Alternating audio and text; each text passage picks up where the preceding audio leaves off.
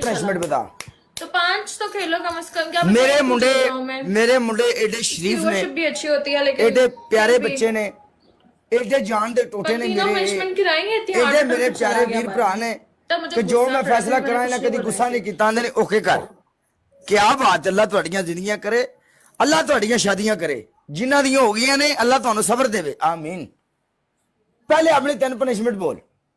नहीं पहले तुम बताओ प्रीति। ना ना ना ना ना पहले तू दस, क्योंकि जिस टाइम मैं तेन पनिशमेंट दसना बाद दे विच एदी पनिशमेंट मुंडो हैवी हुंदी है पिंडी दी। आज ये बोलेगी ना ना ना ना ना मैं नॉर्मल देती हूँ, मुझे तो देना भी नहीं आती है पनिशमेंट। तू पहले दे फिर मैं तुझे उस हिसाब से दूंगी। पक्का बात है। मैं दूसरा दिन है यार आए हुए, मुझे नहीं याद पनिशमेंट क्या दूंगी। तुम दो, मैं तुम्हें उसके हिसाब से दूंगी। चलो पहले मैं दिया। हाँ पहले आप दो। चल ठीक है जी, पहले असी देने हैं जी, डन हो जा। क्यों मुंडियो दईए। की प्रोग्राम है तुहाडा? बोलो दसो।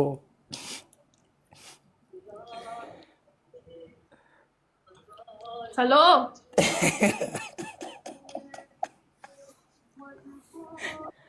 तेरी पहली पनिशमेंट पिंडी अपने पूरे फेस दे उत्ते कैचअप लाएंगी भर के।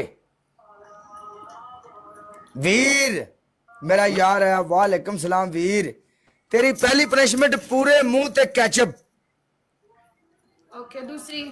तेरी दूसरी पनिशमेंट पीछे खड़ी हो जाएंगी, जाके पीछे खड़ी होके पूरे सिर दे उत्ते तुन के पाउडर पाएंगी और डबल लान तक पीछे खड़ी रहेंगी। कैमरे दे नेड़े नहीं आना बिल्कुल भी, ना मुंह ते हथ रखना है, ना ड्रामे करने ने, ना असी तेरा ही ड्रामा देखना है, नहीं तो तेरी साडी रांद पै जानी। मैं तेन दस दियां।